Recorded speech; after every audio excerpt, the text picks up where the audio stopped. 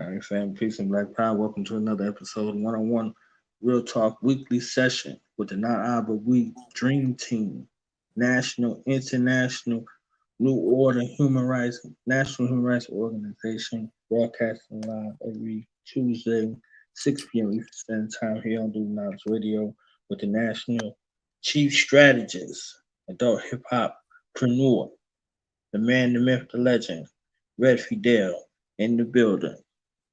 What's Peace and going blessings. on? Hey, but that introduction is platinum. I appreciate that. Again, man, thank you for being in the building, man. I appreciate the platform. Again, welcome to another week with us, man. We bringing you everything live, everything real, and everything for the people. This hour is, I'm excited about this hour because we actually have a special guest joining us, and I can't say enough about the guest himself, and not only about the guest, but about what the guest represents and what the I would say the story behind the guest, and that's something that I won't be a spoiler. I'll let our special guests actually speak for themselves, and at the same time, I'll let our guests enlighten us as to where we're at, pretty much politically, socially, in the eyes of uh, certain groups or whatnot. So none other I want to bring on board. I want to welcome with open arms and a revolutionary fist, none other than the chairman, Fred Hampton Jr. to the show. Definitely, it's a pleasure to have that, brother. Right on. Welcome. Welcome. Good. Thanks. Thank you for having me, brothers. Peace and blessings, my brother. How you doing? I'm all right on this end. Can y'all hear me all right? I hear you. I hear you good, brother. I hear you clearly, man. I'm just want to salute you, man. Tell you it's just a pleasure just speaking with you, man. Being in your presence, man. I've read so many great things about you. I've followed not only you but also followed the journey of your father, and likewise, and seeing so much of that fortitude and that power in your own presence. I know that it's molecular, it's DNA, and it's spiritual. And I just salute you, and I say, brother, we stand behind the work that you do. Indeed, for real, you represent definitely a deep lineage and a higher calling itself for our people. Again, I'm honored and humbled. Revolutionary appreciations. For sure. It's an honor to serve the people. Right on. Just gonna get heads up too. I think I got my Facebook live too while we going on. If you heads up on it also, y'all Indeed. let me know if y'all. I know they say it's kind of choppy on my Facebook, but with this they can tune. How does this stream y'all work? They can also tune. How does it work? They can. Will this be posted later on? How does this work with stream y'all? With Knowledge, explain it to him how StreamYard works. Knowledge can pretty much explain you how to Okay. stuff. What's happening, brother? We're broadcasting. They can go to www.youtube.com/Do the Knowledge Radio and check the video on YouTube. Do the knowledge radio. Yes, sir. Y'all hear that? I know it's kind of choppy on the Facebook. www.youtube.com/Do the Knowledge Radio is on YouTube live. So y'all tune. We going live as we speak. DOTHA. DOTHA. Do the. Right on. We in our language, not the bastard language. Right on. So you're right. Exactly. Yes, hey, sir. So first off, man, I want to get it started with you. I first want to let the people know. I want you to let the people know, because I don't want to, I want you to do the speaking. Explain to the people and the viewers, man, exactly who or what POCC is, what it represents, what you all are about, and how you're moving as far as in accordance to in your fight for the liberation of Black people as in America as itself. Explain that to the people. You may have, time to time you just interchangeably use the acronym as a POCC as well as that of BPPC. That's for Prisoners of Conscience Committee and also the Black Panther Party Cubs. Okay. Prisoners of Conscience Committee was actually birthed behind enemy lines, aka the prisons, the concentration camps. During the time I myself was held captive in the concentration camps, which I served all total about 9 years.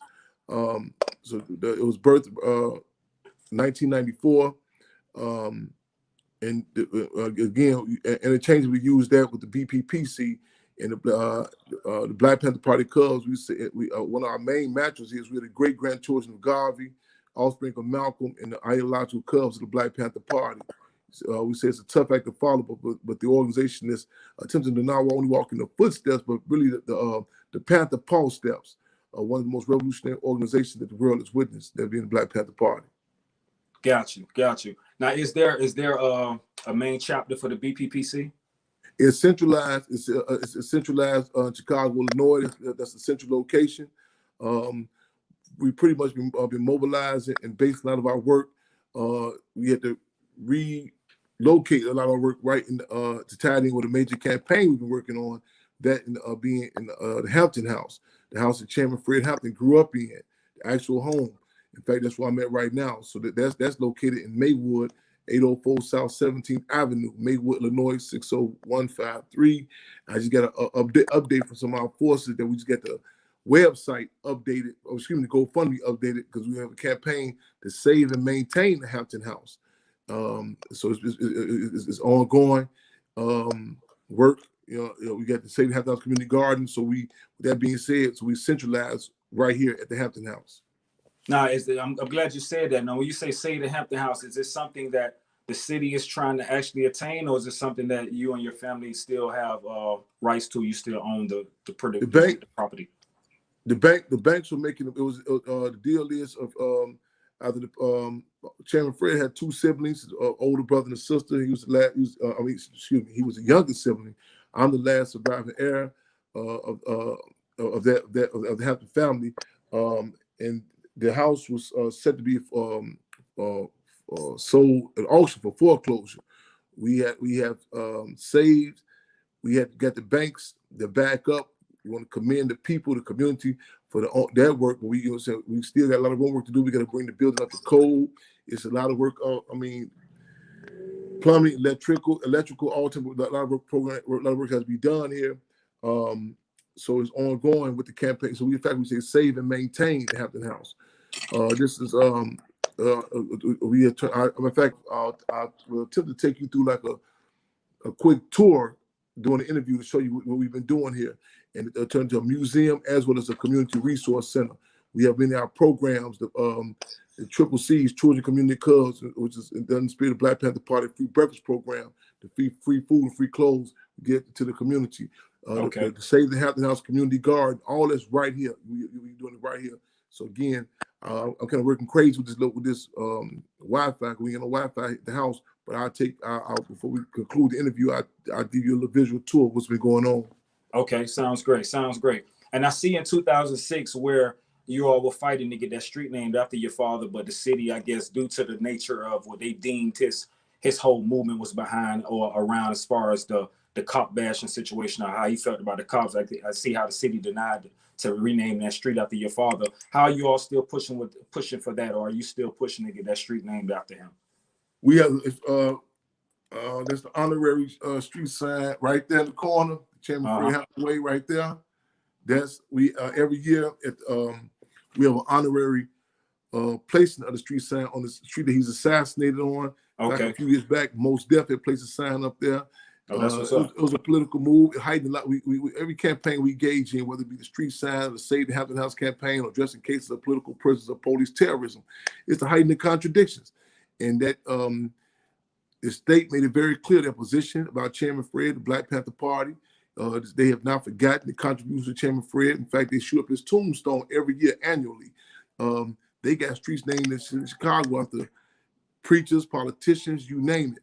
But we've seen the backlash that they came down for us to acknowledge Chairman Fred. So it was technically they beat the state had got that victory, but however it was a political revolutionary leap. You know what I'm saying, that we had made heightening the conscience level of the people, to be very clear. Like, who was this individual who's been, who the government assassinated? Why they don't want us to know about Chairman Fred? You know what I'm saying? And so we every year at IRD is International Revolutionary Day, December the 4th. We not only go along and have Deborah Johnson, now known as Aku and Jerry, give us a virtual tour of what happened December the 4th. We place the streets out there ourselves, as we do on August 30th. That's the Chairman Fred Streets Party. Oh man, that's awesome, man. I would try to attend one of those. I didn't know that. And this every year. That's Definitely. mandatory. Come on through. That's mandatory. That's a big day with us. December 4th, August 30th, there was 2 major days. And some cats out there false flagging, sitting there with the Cubs, Black Panther Party Cubs, and they don't know about those dates. Check their community, you know what I'm saying? Check their ID, man. They false flagging. For sure. I respect that. That's for sure. All right, cool, man. So let me ask you this. So we get into some issues that's going on around this plane we call planet. All right, check it out. So I was when I knew you, I was gonna have you on. I said, man, I had so many questions for you. I'm gonna be real with you, brother. I had so many questions for you, but I know I got to deduce and condense it down into a 45-minute, quote unquote, hour segment. So I just wanted to.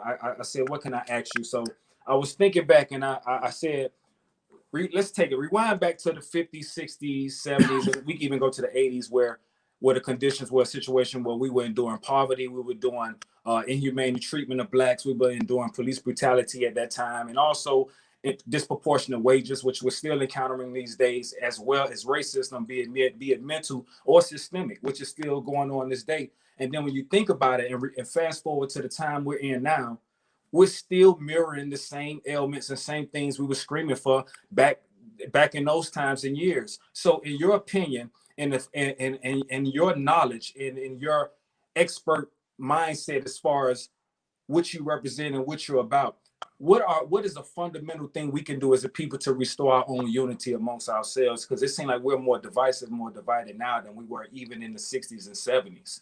And that's something that I'm curious to know how you feel about that, if that makes any sense at all. Yes. We in the Black Panther Party Cubs, we relate to a philosophical tool that the Black Panther Party had utilized, that being dialectical materialism, which amongst other things, what it does is it does not stagnate our growth and our ability to assess what's going on.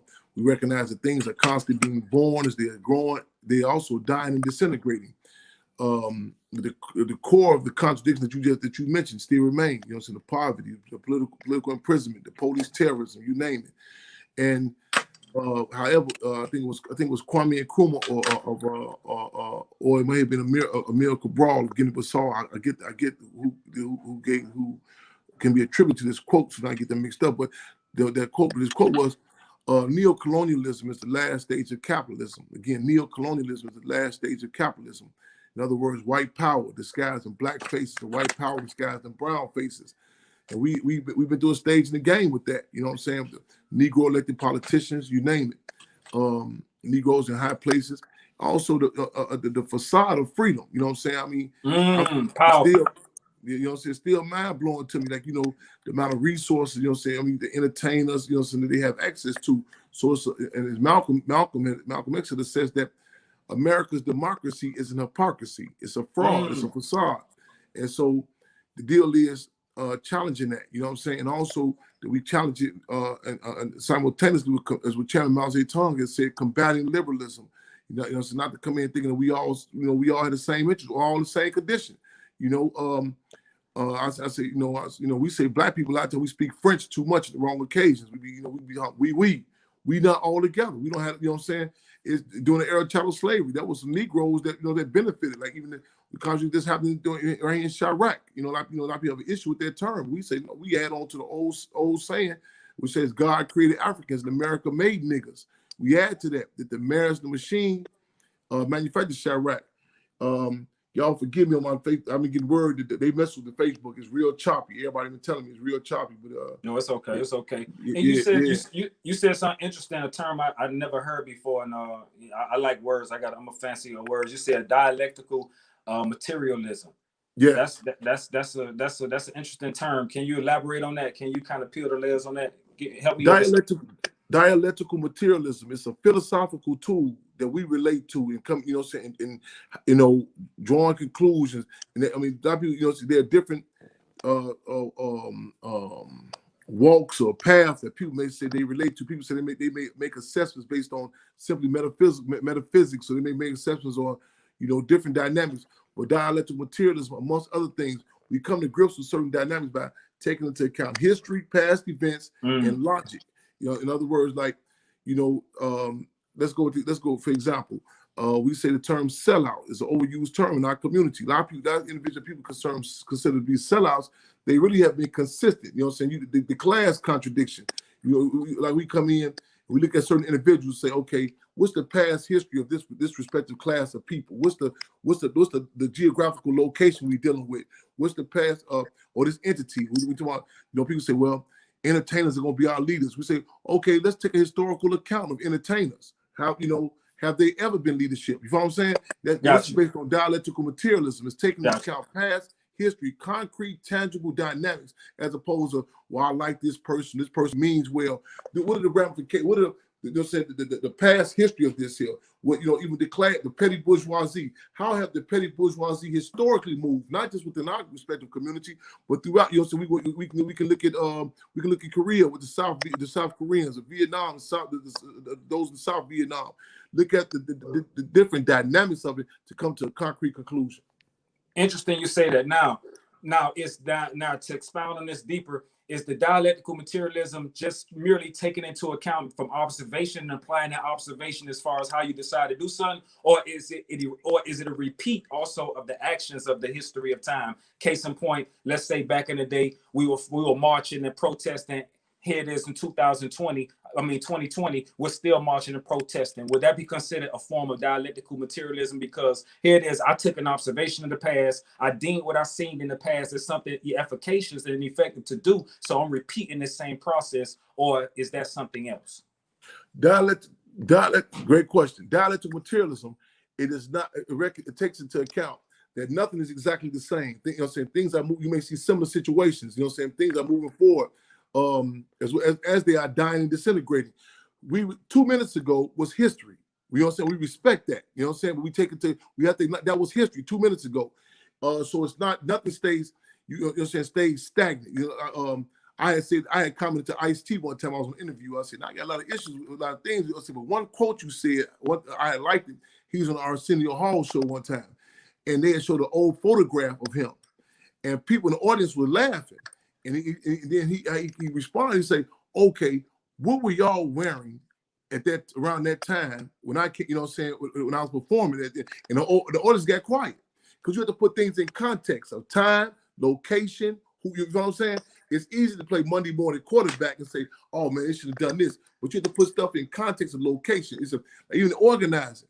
I tell other forces, certain even with our chapters, people say, why do you have a chapter in this state? Like a gardener? I say, okay, what's the history of resistance in that location? You know what I'm saying? Mm-hmm. What's the frame of reference? What are you dealing with? So gotcha. A gardener, you can come in. I tell people all the time, a lot of people come to me, won't you talk to my son? Won't you do this? I say, listen, my name is Hampton, not Houdini. I can't do magic tricks. You know what I'm saying? There are certain dynamics. You know what I'm saying? Like when you do gardening, you say, okay, let's go plant some greens. Let's go plant some tomatoes on top of this concrete. You say, wait a minute, you have to take into account this. You know what I'm saying? Some people might say, well, it's the concrete, it's in the Aquarius, it's in the Capricorn. We deal with dialectical materialism. This is concrete. This is not dirt. You know what I'm saying? So it's not tripping. You have to take into account even the conditions of our people. You know what I'm saying? You have to. We damaged. And it's and certain points of unity, then people can be won to. You have to. It's an ever developing process. It does not stay stagnant. You say, okay, these forces, this may be productive in this area of marching. However, you have to up the ante in this arena. You know what I'm saying?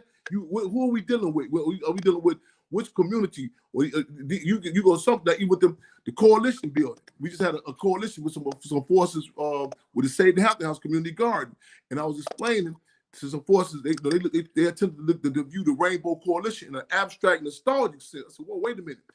You have to be very careful. Like that, even there's some local coalition that we may be politically mature enough to relate with the Black and brown community. However, there may be situations, say in another part of the country, you say, hold on, that's premature. You know what I'm saying? Yes. It's like in a relationship, you may say I could have been a great relationship with me and that sister if I would have been a little more mature in that time. Or you know what I'm saying? Or certain things that have been in place. You take into account also people's experiences or lack of experiences. I recall being designated to go to our sister city, Oakland, California, before. And I was on my way, and I had missed a flight. And I was trying to explain to some comrades that, listen, the flight is canceled because the wings are frozen on the plane. And they was like, huh? You know what I'm saying? And these forces, it's no slight, but they could not relate to what I was saying. I said, well, I'll be that later. You know what I'm saying? Because these are no concept of it being that cold and the wings being froze. You follow what I'm saying? Yeah. It's certain forces. Like I just struggled recently. There's a house 2 doors down from where the Hampton house is at. There are 4 generations in this household. The only male image they had ever seen was a brother who was demoralized. We say demoralized. He wasn't a dope fiend. He was demoralized. As soon as he started getting himself straight, they had issues with him being in the house. They had never had no frame of reference of a black man. You know what I'm saying? Right. So it's premature to have certain, you know what I'm saying? And they didn't even know when they were disrespectful. You know what I'm saying? There are some people who have, like, some people that have no frame of reference of a revolutionary organization. I go to some locations, I go places, I say, you think that's the Black Panther Party? And they be like, yeah. I'm like, you couldn't sell that snake oil where I come from. They have never had no frame of reference of that. You know what I'm saying? It's so you have to take this into account and move accordingly. You go too hard and too fast, you can cause a political overdose. Exactly. In other words, I agree with you. I agree with you. The 13 they got these 13 white children out of a home in California, and they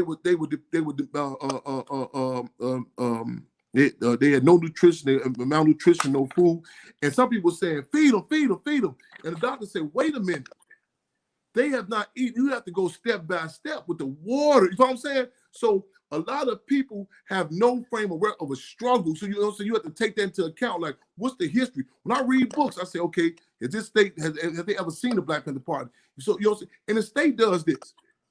They study where certain places have no structure. No, they ain't no saying, so they can say, oh, we can do this in certain places. Certain individuals you can't come to a certain stuff because they have a frame of reference. Say, no, I've seen my father, I've seen my mother, I've seen the organization. In some places, it's open season. You can come sell them whatever you want to sell them. You can give a piece of paper, say, here, this is a black piece of paper. Say, here's the Black Panther Party. It's okay. They go for it. It's interesting.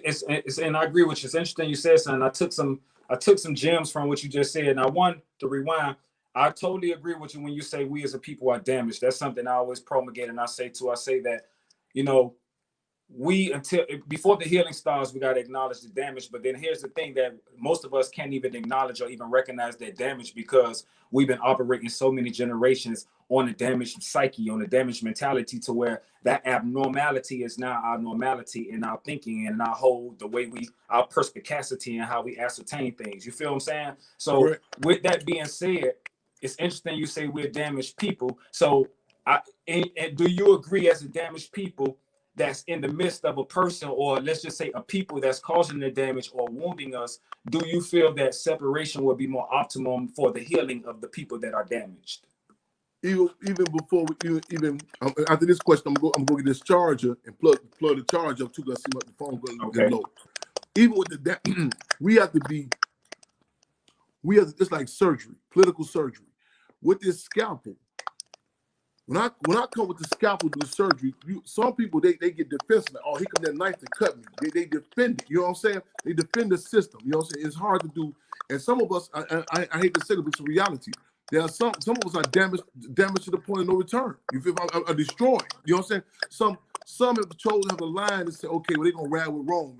Like something they say, when you go to Rome, do what the Romans do. We say, no, we gonna ride with Hannibal to the wheel, we gonna ride with Hannibal and the elephants all the way through. For sure. So you say separate based on, is it simply based on the race question? You know what I'm saying?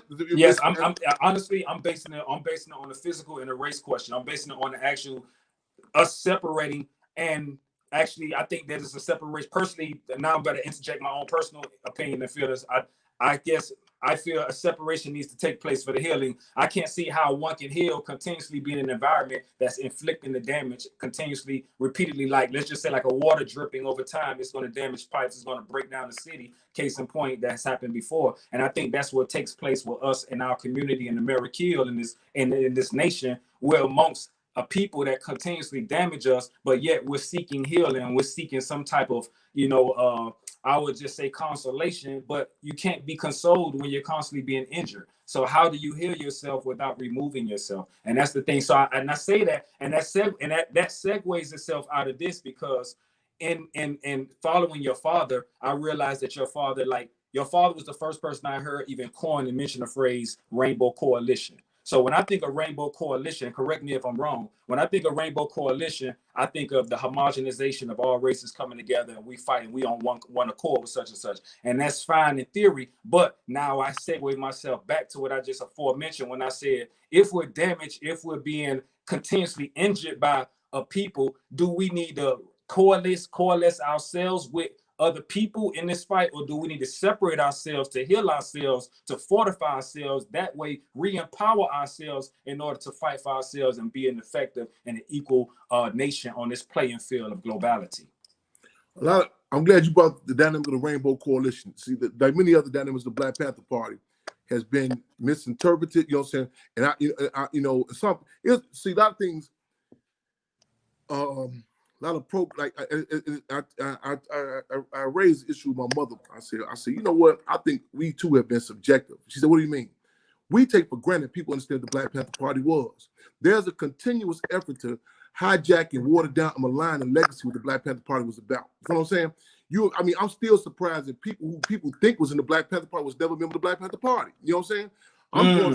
I'm going through battle fatigue right now. Literally, like it's a movie project. We work in regards to talks about the chairman, and there's certain things I know that we're fighting for to be put. You know what I'm saying? Put in, but there's a consistent agenda to say, okay, let this go. And some people, you know what I'm saying? Some people don't understand the significance. See, revolution. Not to sound sacrilegious, revolution is my religion. And a lot of people cannot even understand and relate to what the Rainbow Coalition was. You know what I'm saying? They automatically see it. Like some people go to a certain place, they automatically think. Like this painting, we had some issues yesterday. The artists, they didn't know who I was. They came through, they put up through some of the paintings, and they automatically attracted to try to put some white people. So we had to go get them correct. So hold on, it's Chairman Fred. It was not no subjective position. The Black Panther Party was the vanguard party. Leadership, you follow what I'm saying? And it's right. Like there have been incorrect assessments. Like it was this bogus book that was authored. I'm not even gonna give him no shout out. You know what I'm saying? Talking about Chairman Fred. You know what I'm saying? And the book, and how the book even assessed the Rainbow Coalition. It's coming from people's normal way of viewing things. A lot of people, they automatically think you come in. Dogs chase cats, cats chase mice, sun in the daytime, moon at nighttime, and white folks or black folks. They have never had a frame of reference. You feel what I'm saying? Of a black, so it was a joke they make about me in the penitentiary. They say, man, Chairman Fred go to the Muslim service, Hebrew service, Vice Lord meeting, disciple meeting, stone meeting, and still come out Chairman Fred. Everyone can't do that. Some people don't recommend they eat Chinese food because they're not clear who they are. You feel what I'm saying? It was see, a lot of cats had these complexes, and it's like a relationship. If you like making gumbo, you can't make no. If you question, what is that? Is that a tomato? Is that a zucchini? You know what? Hold up on that meal, because you don't even know what you don't even know. You don't even know what you together. You don't even know what you're dealing with. You know what I'm saying? Right. And a lot of people do a lot of this. What Chairman Fred called intellectual masturbation. Bunch of talking theory. In order to be in the Black Panther Party, you need to go through 6 weeks of political education class. To even talk with the Cubs, ain't no conversation. Our streets is the office. Our work hours are 24-hour days, 7 days a week. That's right. We have contested conditions. Contested conditions is I say a lot of the so-called conscious artists, they like you know what I'm saying. I asked one conscious artist from years ago. I said, why do you think when you go, y'all on tour, they drop you in Germany first? He said, why? You were the blackest thing over there. It's like when you train dogs, you train a boxer. A shadow boxer think he's a champ. He never had no fights with nobody. A lot of guys tell me, I ain't never told the police nothing, man. I say, police never asked you nothing. You know what I'm saying? So you saying based on what? When you talking about this separate, based on just simply on being black? We call the contradiction on Uncle Sam and Sambo, the gringo and the Negro. See, contested conditions. See, and culture nationalism, none of that suffices for us in our community. So that's all you base it on, we black, or you can say last name, we doing real deal contradictions. Police killing us, informers, agent vacateurs, crack cocaine, heroin, penitentiary. It goes, that's like bringing a knife to a gunfight. I totally agree. Other community, Ho Chi Minh and G Up, they heighten the contradictions. Say, okay, did this here. They made America clear. You dealing with the South Vietnamese, the North Vietnamese are drawing the line of demarcation. Kim Il-sung in Korea, he doesn't say, okay, all Koreans the same. He acknowledged the contradiction. the South Koreans are puppets.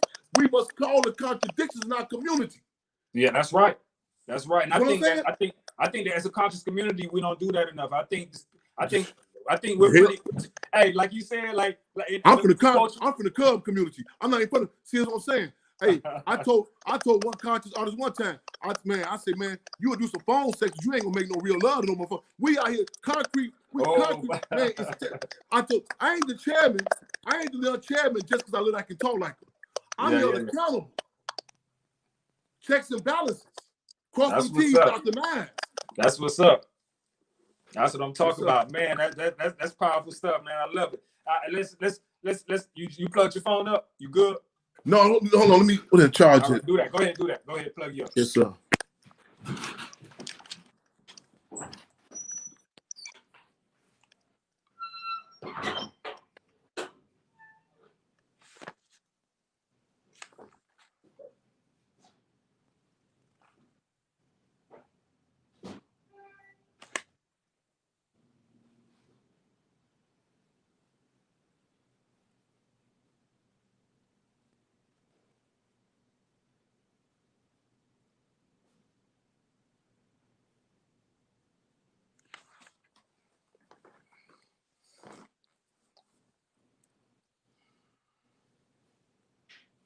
What a powerful segment. We're having viewers and followers and people and family and all those other good people out there. Glad you're joining us this evening on Through the Knowledge Radio with Red Fidel and my man Knowledge Born Allah, and none other than Chairman Fred Hampton Jr.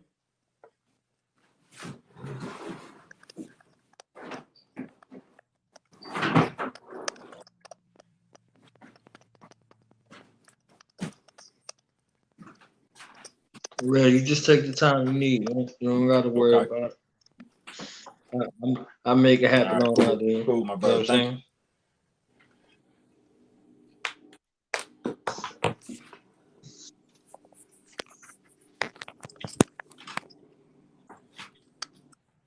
Charger.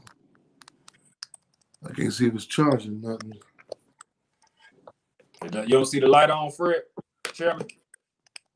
I think we good now. Okay. We just shot a coffee real quick. I'm good to go.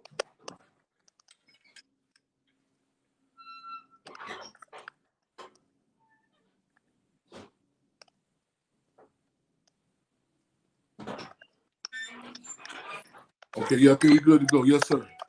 You got your medicine now, huh?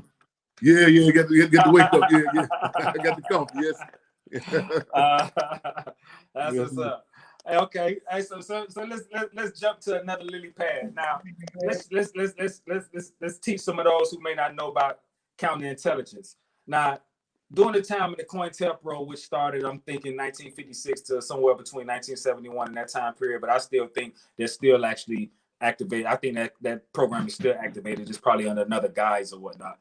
But and for those who are viewing this and may not know what the COINTELPRO was, it was let's just say it was something put together by J. Edgar Hoover and the FBI. I'm loosely just putting this together, but I'm gonna have Chairman probably elaborate a little deeper to actually target and demobilize said or alleged Black radical groups and movements and individuals who they deemed a national threat to national order and social order, blah blah blah. You know how that goes. But I'm saying this to say, in your opinion, because I got this from something I seen a video you were in, and you made me think about it, and I had to go research it, and I thought it was something to ask for our viewers to enlighten them on.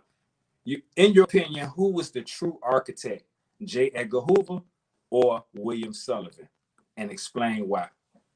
Because you spoke profoundly on that in the video, and I loved it.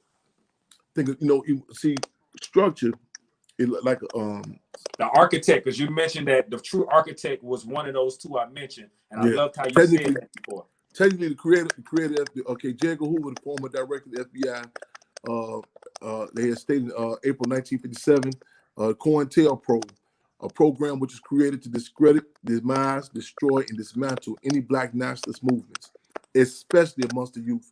Created by J. Edgar Hoover and architected by the then Deputy Director of the FBI, William Sullivan. William Sullivan, who was utilized, who was deployed to Vietnam, Southeast Asia. Is that on me? The cracking? Is that on me? The cracking? Oh, I hear the cracking too. I think so. I don't know. It's stopped now. Okay. Go ahead. Speaking of COINTELPRO, they doing their thing. I wouldn't doubt it. Yeah. Yeah, they crack. Yeah. So it's probably when you put your phone in, sometimes the electrical charge of the power, I think sometimes interacts with it, but we ain't gonna trip on that. Okay. I took it out for a minute. They're still doing it. I'm just keeping it in. Let me take mine. I have mine there too.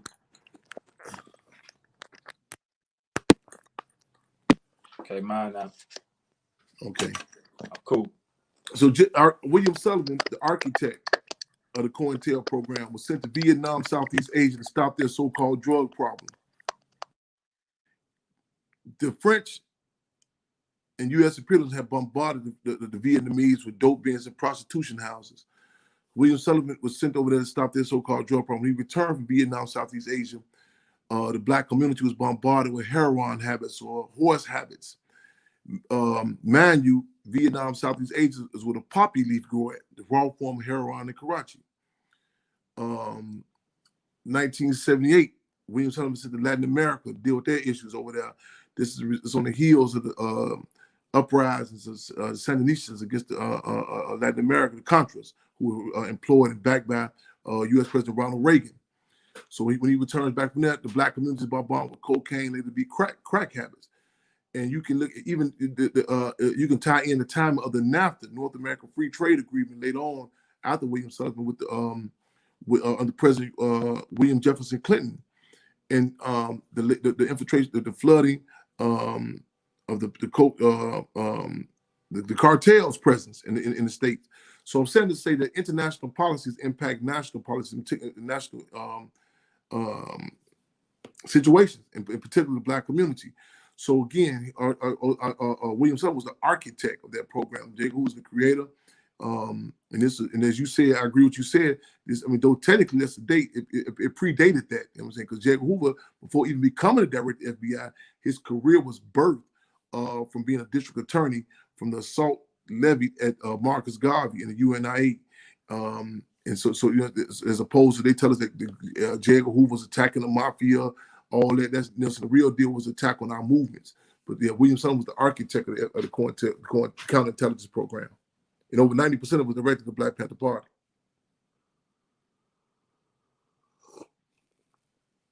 I can't hear you. Wait a minute. I can't hear you. You hear me now? Yeah, yes, sir. Okay.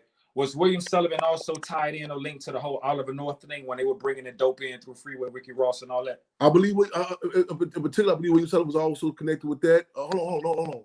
Had William Sullivan been dead by then? I don't want to quote me on that. But one thing about their machinery is put in place was it's a structure where it doesn't just depend on the individual per se. You know, and this is what we have to get to. We struggle to say the plan as opposed to the man.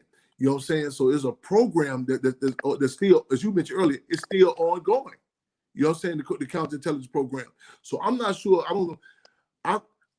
Was William Sullivan the one that they said they actually got shot on a hunting accident or something? They killed on a hunting accident. It sounds familiar. It sounds familiar. Yeah, I had to Google it to see, but it sounds familiar. Because see, they got a way of dealing with questionable people. You know, so when they get through exactly. it, you know what I'm saying? Exactly. You already know. They take you out. They take you out. Exactly. Yeah. You know what? And that's I'm glad you said that, because that's a great bridge to what I was on my mind to ask you now. So I'm thinking about, since we speak in the COINTELPRO, what comes to mind as we speak on it, I'm thinking how they are so, let's just say, strategical in using us against us. And when I say that, I say, let's say, for instance, counterintelligence, COINTELPRO, they were successful in using informants to assist them, and I just say dismantling and breaking down organizations from the inside out, kind of like an implosion, exploding from within. And a case in point, you can attest to that in your very life, because your father was infiltrated, let's just say, by an informant by the name of, let's just say, William O'Neill. Am I correct?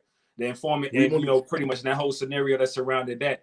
So I guess that makes me say, with you having the BPPC, any organization or any leader that has an organization, that has to change the way we vet those who come into our organization, because it's hard to actually ascertain and determine who is what and who can we trust, because we all look like family. So how do you go about being, I guess, comfortable with that and safe with that? We'll be all day, looking for them. If they come in a red shirt, they come in a blue shirt, they come in a black shirt. The deal is the work is the best way. They done send them at me in this organization with pants, skirts, you name it. You know what I'm saying? They done send more agent provocateurs at me than the James Bond movie. They have more microphones on me than a Radio Shack. You know what I'm saying? So right. The deal is, you know what I'm saying, the work, you know what I'm saying, and expose, contrary, there's a lot of misinformation, you know what I'm saying. Chairman Fred made it clear that William O'Neill was never Chairman Fred's security. He made that very clear, you know what I'm saying. Even publicly 3 weeks, it was a structure. We had to gain a political maturity of heighten, you know what I'm saying, heighten the contradictions that people can. A lot of people don't even believe it's a war waged on us. A lot of us don't even believe that we worthy of being infiltrated. You know what I'm saying? We have no. It's they be like, no, the government thing, but you know what I'm saying. So we have to that dynamic alone. People can't even grasp that. They think you like FBI or Russia 007. That's part of the meaning of our people, that you don't even feel that you're worthy of being infiltrated. You know what I'm saying? You don't even know your worth. So it's a lot of people say that in theory. They do a lot of, again, intellectual masturbation. They say a bunch of words and terms. When they come down to concrete dealing with this stuff, a lot of cats they really can't relate to it. You know what I'm saying? I agree. They be doing dry snitching, working for the state, don't even know they doing it. You know what I'm saying? There's a lot of people that need to go back and get their back paid. They work for the government, they work for the government. Yeah, that's real. That's real right there. I always thought about that as a leader, because I always said, that was one of the things when I was, I was young, even coming up, because I used to say that. I say, man, it seemed like it's always us who kill our leaders, who fight for us. Because it's just to quote Farrakhan, one thing I remember being a young boy and, listening to old tapes back then. We had VHSs back then, when they had, you had cassettes. I remember Farrakhan said something. Tell me how old you is, brother. Hey. So I remember one time Farrakhan said something profound on the speech, man, and it stuck with me. He said, don't you know, for a man or a person to lead Black people, he or she has to love them more than they hate themselves.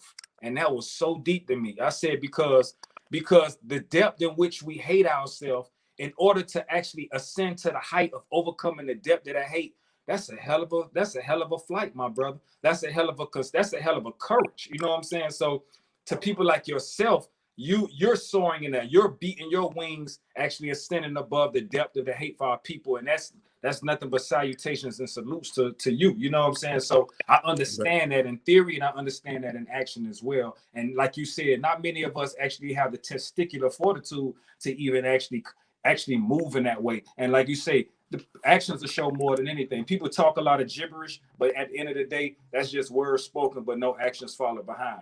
And that brings me to another point. And I don't mean to be garrulous, but it brings me to my other point. Huey P. Newton once said that if we don't fight back, those who don't fight back, it can actually be considered an act of reactionary suicide. And I thought that was very profound for him to say that. So with that being said, it makes me, I think of that a lot when I see these videos where it shows us being beaten, killed by the police, terrorists, as you just stated, and all these people recording with their phones, and there's a crowd of us around, but nobody doing nothing. You watching your sister being killed. You spoke of Philando Castro at one time. You watching your brother, a father. You been watching all of them getting killed. It might be 2 cracker police officers, and you got 20 black men around, and then you got probably a woman recording, and they doing all this to a person, and all we can say in the background, oh, that's messed up. That's messed up. To me, that's reactionary suicide, because you have been mentally trained not to even interfere and not to even interject on somebody that's causing physical harm to your people and on every level. And to me exemplifies reactionary suicide, especially when you could take that same gun and kill one of your own brothers at the drop of a dime, or one of your own sisters at the drop of a dime, and not the selling or the enemy of your own people. And that's a problem to me. And I'm some of us are fortunate to be able to relate to that. You know what I'm saying? But you got in our community has been so, even the detachments of generation. Like I think it was in the tenure of George Bush Sr. They had hit Iraq. I think over 78% of the population, it was under 17 years old. So you have a majority of individuals who don't know what happened the day before. You feel what I'm saying? They have no frame of reference. You have in our community, you know what I'm saying? Like even with the coronavirus, people say these children don't listen to the parents. I say you ain't told them. You ain't never told them nothing. These children, they have no concept about COINTELPRO, no concept about the 60. You know what I'm saying? And like you listen to a lot of people, they'll tell you, why they want my son to go through that? One time a guy was talking to me, he said, he wait till his son going to the barber shop. He said, I know who you are, I want to talk to you. I said, why you wait till your son going? Well, he kind of young. I said, what? I said, dig, if you don't talk to him about this here, man, well, I'm saying, the police gonna talk to him about it. It's like telling you, I don't want to talk to my children about sex. Oh, somebody gonna talk to him about it. Exactly. Somebody gonna bring the conversation to him. Exactly. So our community, man, the war that was waged on us, man, that's still waged on us.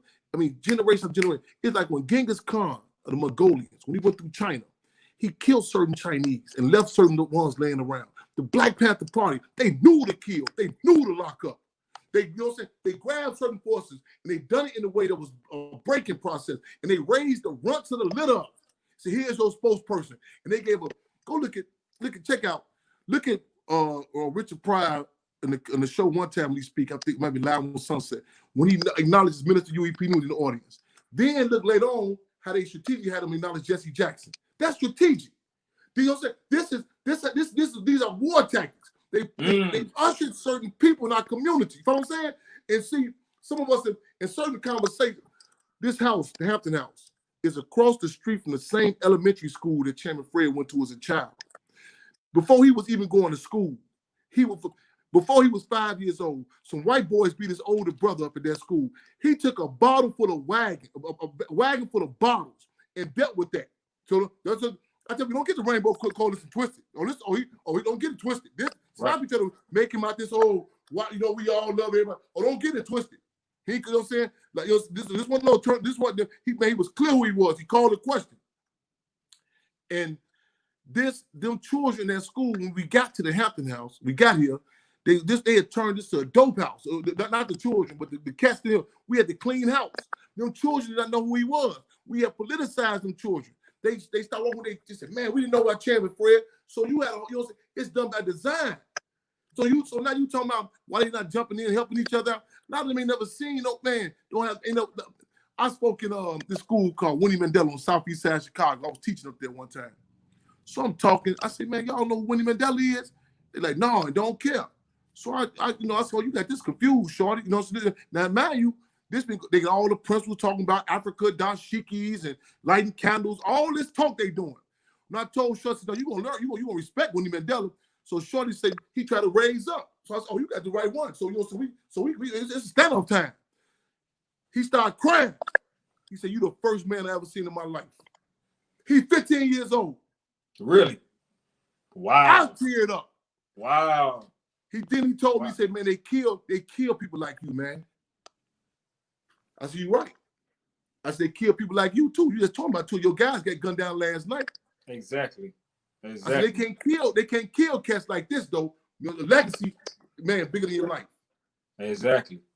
That's interesting, man. That's interesting because it's funny how, I was talking to a sister friend of mine. We talk about, women and men, and we just kind of came to the conclusion. There's so many men out here masquerading as men in physicality, but they're not men in mind, spirit, and heart. And that's what that young man's seeing in you. He's seeing, from a physical nature, you're an adult male, but he actually saw the presence of a man emanating out of you, and that's what so many of these young boys have not experienced, and it hasn't been part of their upbringing. So they not even mentally shaped like and that. And then a lot of generations before you know it, they passing punkism down. You know what I'm saying? Exactly.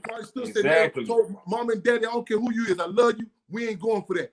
I got some Rottweilers back in the backyard right now. They have to have some of the now. The two mother dogs, go-getters. They had both their sisters. They had some puppies. Excuse me, they ain't had no puppies. They had breeding with this. My guy had a dog. Right. His male dog. He don't understand why I'm upset with him right now. He kept procrastinating. I said, I need you to bring that male dog over here. He said, Chairman, you making a big deal. No, I ain't making no big deal or nothing. They need one of the dogs now. He don't even urinate like a boy. You know what I'm saying? I said, you can't take. I said, he needs to see that male dog. You know what I'm saying? Right. Now one of the mothers, I'm still fighting with her. But they say when you raise horses, an orphan horse is the most difficult horse to train. He don't even know how to walk. You know what I'm saying? We take for granted people's gonna do their own, gonna learn everything on their own. You know what I'm saying? Man, I learned. This sister asked me, said, well, Chairman, how did you make it? You know what I'm saying? With your father being, assassinated. I learned lessons from his legend on what a man was supposed to be.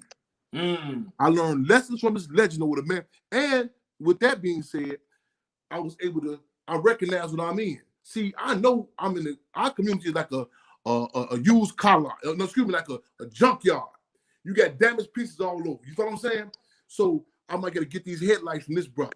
I might get this transmission from this brother. I learned how to shave by ear hustling, overhearing some guys talk about how to shave. You know what I'm saying? I reckon. See, a lot of people they confused. They think they got the luxury to go to the auto show and pick the. They're not clear on the race question. Well, I want to be like Leave It to Beaver, the white family, and my father has a 9-to-5 job, blah blah. When you clear who you are, man, you're not at the auto show. You know what I'm saying? When Marcus Garvey say, "Take with a plan, let the rest fly." You know what I'm saying? Have the different dynamic. We under attack. Exactly. And you're right, man. And some of us we're not in that mindset. Some of us under the disillusion that, like everything is all, I would say sunflowers, That's why when they hear the Rainbow Coalition, they start jumping up the bag of Skittles. Chairman Fred, you know what I'm saying? See, he was clear. Man, listen. In Chicago, this was the most, and not still, the most segregated city in the country. You remember when Donald Sterling was recorded saying what he's saying about the black folks? Remember that? I remember that. That was a big thing. When I first heard him say that, I said, he's from Chicago. When I first heard him say it, I say, this city don't play no game. I've been other places, it's a liberalism. Dr. King said he ain't never seen nothing like it. He said he been in Alabama there where he ain't never seen nothing. The race question is a clarity. So you talk, see, so when people Rainbow Coalition, they think, oh yeah, no. Oh, believe me. It wasn't no kumbaya singing, no turn other cheek type. Or else some stuff that had to go down. And I can see the dangers of that, though. I can see the dangers of that, too. Even though there's aspects of it pretty much I really don't subscribe to, but I can see the dangers of something like that actually happening on a successful level, because if you done created this type of division amongst the people, and those people come together under one theology, under one mindset for one common goal and cause, that's a nuclear bomb. But not in absolutes. You have, it's like some people right now. See, people you have to always take the temperature, what you're dealing with. Some people ask me all the time, how many members do you have? I say, depends on how many people the police kill. You got some people who won't get involved in this shit. Today, they go tomorrow. You know what I'm saying? Whatever their personal aspiration. You got some people who committed to this here. With the Panther Party. Oh, don't get it twisted. Let the record reflect. There was those that was in the Black Panther Party, and there was those that was Black Panthers. Big difference. Big difference. Ooh, I like how you said that. Don't get it twisted. That's right. Hey, how you say that's just members on paper, then there's real members. Man, man, who is who? And the deal is, like in the jungle, the leopard is waiting. Yeah, that's real right there. The leopard is waiting on which wildebeest ain't really with the wildebeest. You know what I'm saying? It's straight from the Boy, that's what I'm talking about. That's real, man. That's real. Man, I'm enjoying this. I'm enjoying this hour with you, man. So let me ask you, man, we're gonna wrap up, conclude. We're not gonna keep it too long, man. Like I say, we from 6 to 7. But but you know what? I ain't realize I still got some time to vibe with you, brother. So let me ask you this though. Let's skip over to music, because you listen to music. You into this. What you put this way before I ask that question? What's in your take there? What you listening to musically? What you vibing to now? I like old school. I like the old school Temptation, Sam Cooke. I listen to Park. I listen to hip hop. What else? Oldies, hip hop. You listen to hip hop, but not that hip slop, do you? Man, no, and I try to force myself so I can be caught, up to date what's going on. Yeah, man, them propaganda bombs, man, they something else. Boy, they dropping some bombs on us, man. The climate of hip hop, man, or rap music, like I like to call it now, has totally been transmuted and changed. It's a corporate entity now. And with that being said, I think about it now, and it makes me think back to the era of jazz, blues, rock, and even down to it's another form of music I can't think right now that we indigenous people created here in America, that we created, that seems to somehow always get usurped by white corporations and then actually transmuted into like their cash cow. Because when you go to a jazz concert, you might see a speckle of black people, and all of you're gonna see Caucasoids everywhere, and and the entertainer gonna be a big fat nigga like BB King or some black person still entertaining them. And I went to see, case in point, I went to see Nina Simone before she ever transitioned. Peace and blessings to the ancestor. And me and my particular person, my date I went with, we were the only blacks there, nothing but Caucasoids everywhere. And I'm like, wow. And she's singing all them same songs. Mississippi Goddamn and Porgy, all these songs, these real liberation songs, these songs of struggle. And these Caucasoids, they love it and they know it top to bottom. And I'm like, wow. But it's just so commercialized to me now. It's like the whole thing is commercialized. It has no effect at all, brother. It's like, and then as far as hip hop to me has been subdued to, it's voiceless as far as waking up and being making people aware. Because in my time, it was cool to walk around with medallions and black medallions and pump back fists and put an X hat on. You know what I'm saying? Now it's like niggas ain't doing that, man. It's like I'm about this bread. I'm about continuously fleecing and deluding the people with just negative images and the whole nine. But I know it's industry driven because I've been in the industry. I'm an MC first before anything. And it's like, I know how they come at you and I know what they try to actually bend you to do. So it's an interesting thing, man. And I guess I say that to say, do you think that hip hop itself will ever return to its place of actually protest and actually enlightening and waking up the youth in any type of way? Most of the music, most of the leadership, most of the representatives they give us is die in the bag. And what die in the bag means is, they, like, you go to the bank, say some guy go to the bank, he gonna stick up with the bank. They give them the money too quick. They got die in the bag. The money is not gonna be. You know what I'm saying? So I tell a lot of these rappers, you don't feel weird. You can say all this stuff about white people, and they feel comfortable saying it in the audience. You know what I'm saying? They know who playing, who not. You know what I'm saying? It was Nina Simone. All due respect. She came to Chicago and got to get a reality check. When she goes to Deborah Johnson was on the finance committee, they tried to approach her. She was surrounded by her entourage with all white people. Couldn't get to her. You know what I'm saying? They would say, she can't. They had to hold her accountable. I had to go up on stage and a lot of these conscious artists and get them correct. You know what I'm saying? So we have to be clear that the streets make the music. Music don't make the streets. We have to be clear. The dog wag the tail don't wag the dog. You know what I'm saying? See, James Brown had a whole totally different song planned at first. H-Rap Brown drove down on him and said, man, you better go back to the studio with that garbage you talking about. He came back out, said, I'm black and I'm proud. Kanye West, 8 hours before he said about George Bush, we had a conversation with him. You know what I'm saying? We hold cats accountable. See, Don cats go, they got an afro, they got dashiki, and that's all you want. You cool with it? No. They hit us with the music with the good cop, bad cop type of thing. They that's had right. one end, police gonna call us niggas and bees so much. This might come to a queen, a god. We say, okay, we get hold people, man, you have to hold them accountable. That's real. Richard Pryor talked about when he met Chairman Fred, New Year's Eve, 1969, $1,000 donation for the Black Panther free breakfast program. Muhammad Ali talked about what's going. He's not going to fight no Vietnamese people. They got us fight for some athletes. They can get a job as a quarterback and solve all of our issues, man. That's right. That's right. Get up there and around here. Yeah. Accountability. That's real. Yeah, that's real. And that's what cats ain't taking no accountability for their actions. That shit abhors me, excuse my language, but they got a resume on us. Yeah, exactly. They got a resume on us. Exactly. They tell them rappers, when I go on the stage, they tell them need a stage. We walk on and we say we go see them. We walk on stage on them. Wow. Uninvited. Cold to coach. Wow. We don't cut no corners with them. We don't care who they is, what their last name is, how famous they is, how much, none of that. That's what I'm talking about, bro. We don't cut no corners with them.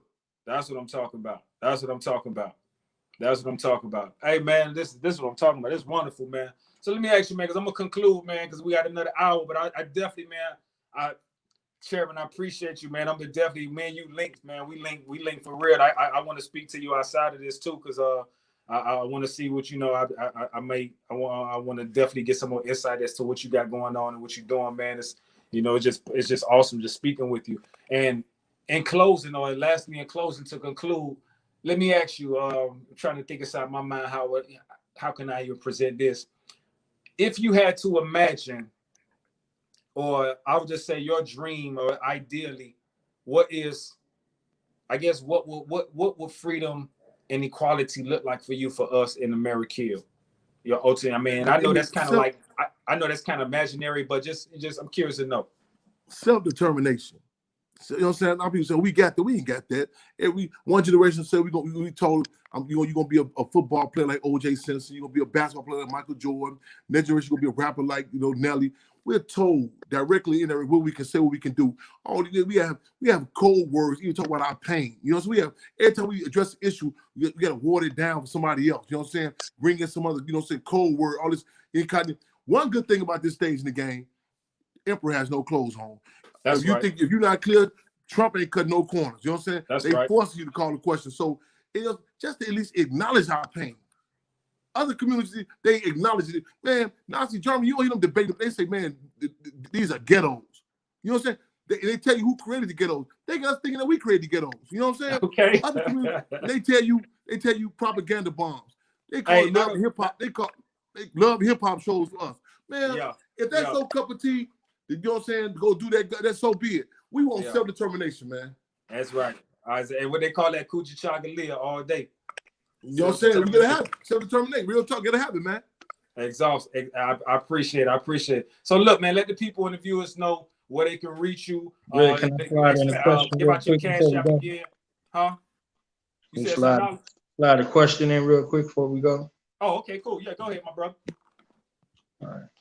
Chairman Fred, I wanted to ask you about the recent release, Jalil Muta King, and also names like Aaron Patterson, Deborah Africa, those little prisoners that coming home. You know what I'm saying? Like, what's that feeling like? I know you were really heavily entrenched in that, and also wanted you to speak about Free 'em All Radio before you go.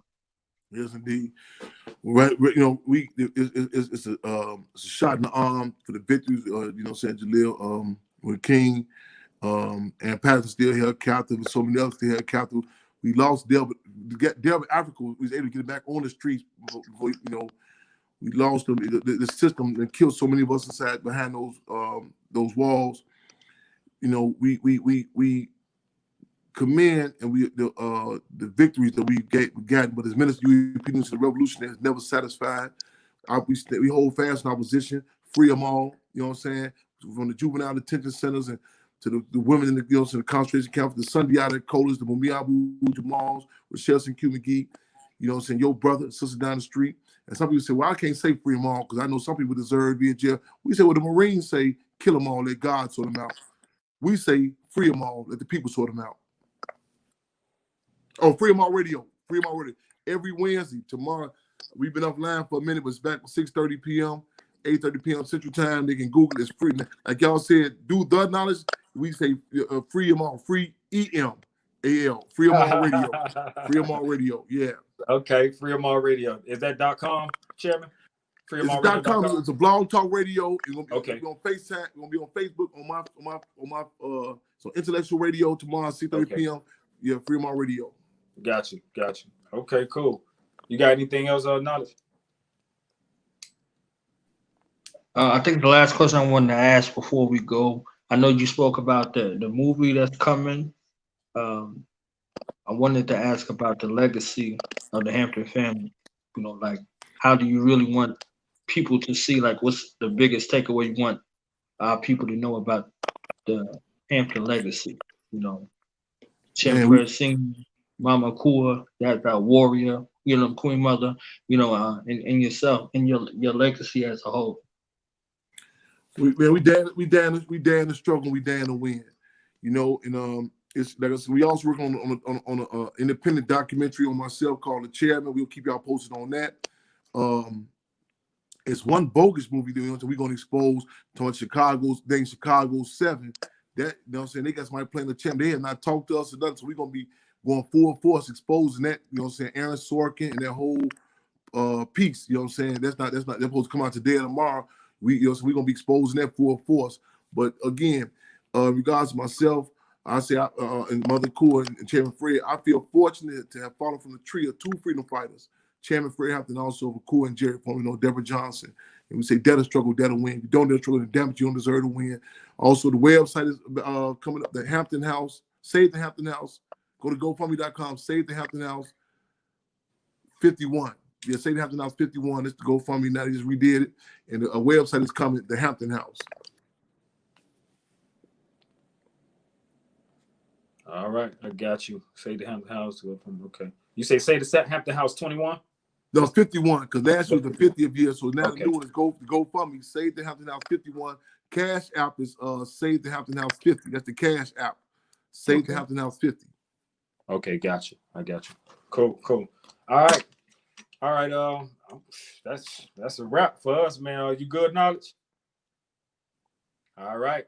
Fred, Chairman Fred, shall I say, it's a pleasure again, my brother. It's a pleasure. I thank you for coming on and joining us, man. I'm pretty sure the viewers pretty much have a better understanding of BPPC as a whole, and also just I'm glad that they get an opportunity to hear from you as it relates to, you know, the party itself, your father. And even though we didn't get too extensive, I didn't really want to go that route because I know that, you know, that's something that's always asked of you. I wanted the people to see you more. I wanted people to hear your mind, hear your thoughts, and understand who you are more so than anything else. So I thank you for being transparent. I thank you for also being very thorough and explaining, you know, your thoughts, you know, to the people and whatnot. So again, my brother, I look forward to talking to you soon, seeing you hopefully one day face to face, and you know, vibing with you, brother. Yes, sir.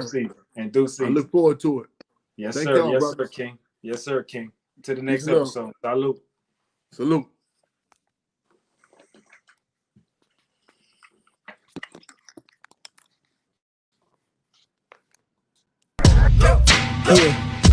Yeah.